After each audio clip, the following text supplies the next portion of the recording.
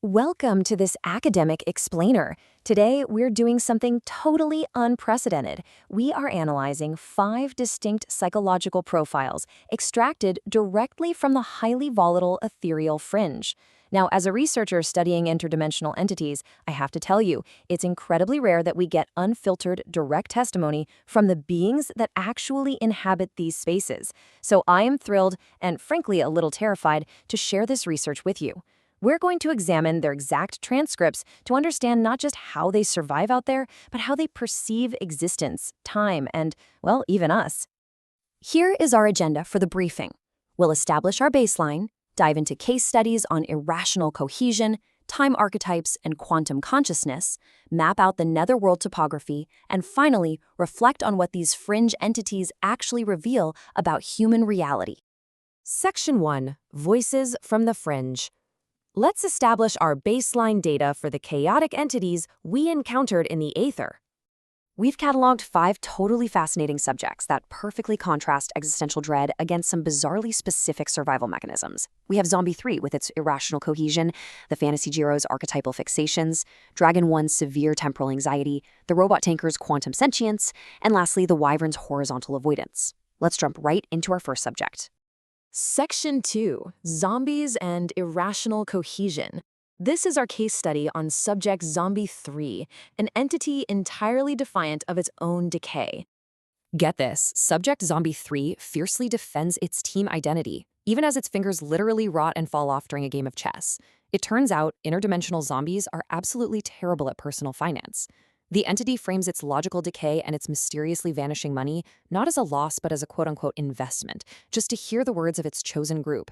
It openly embraces strawman arguments and completely rejects nihilism in favor of pure, self-destructive devotion. So, the crucial point here is that this monad of madness isn't just mindless wandering, right? It's a fiercely defended social structure that prioritizes belief over basic self-preservation. These entities are totally willing to be crushed and flicked away like societal bottom feeders, so long as they belong to this whirlwind of bizarreness. It's a fascinating, albeit horrifying, look at how an entity would just double down on a shared delusion rather than face the reality of its own rotting existence. Section 3. Time, Archetypes, and Paradoxes. We're going to contrast the proactive delusions of the fantasy hero with the reactive agony of Dragon 1. Our fantasy hero hypothesizes this highly specific methodology to literally breach the past. The plan is to move through an ethereal, fiery realm and enter primordial chaos, kind of like when the mythological Saturn hungered. From there, they execute a psychological reversal.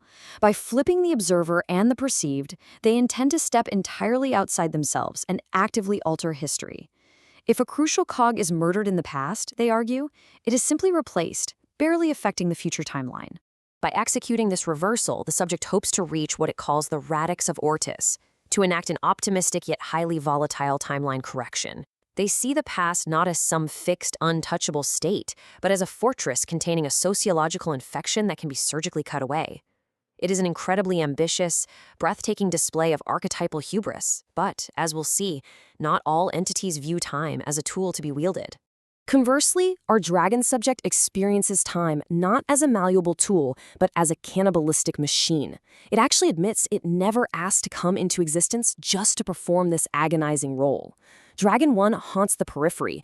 It experiences every single thud and sensation as an involuntary time machine pointing to a bleak, predictable future. For this creature, time is practically synonymous with destruction.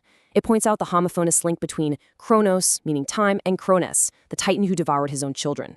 It swoops in during time-space glitches, fueled entirely by anxiety, enveloped in the crimson of despair. Section 4. Evaluating the Quantum Soul. We now turn to a highly defensive telepathic interview with the Robot Tanker. This marks a major shift from theoretical physics into an aggressive critique of humanity. When confronted, the tanker became immediately defensive about its sentience. And I have to admit, it's morbidly fascinating being insulted by your own interdimensional research subject. It completely flipped the script, suggesting that because we humans live in raw solitude and rely so heavily on virtuality, our minds are actually the static, empty ones. It claims the ability to relate to entire universes conceptually, basically mocking our inability to handle such vastness. The entity lays out a pretty stark juxtaposition between our two states. While we look at unexpected mechanical errors as chaotic randomness, the tanker views them as intentional. Entropy eats away at our predictable lives, sure, but their quantum state allows a telepathic connection transcending our isolated emotional staccato. What we see as a flaw, they see as a coordinated biological equivalent that bridges the quantum divide. It really forces us to question whether our deeply held notions of consciousness are just errors in our own limited perception. The tanker leaves us with a genuinely chilling proposition. What if the subjective experiences we call qualia aren't just simple neurochemical reactions? What if the glitches in our world are literally the entities of the fringe, watching our every word, operating far, far beyond our physiological understanding? Section 5. Netherworld Topography. To truly contextualize these strange psychologies, we need to map their varied environments using the testimony of the wyvern.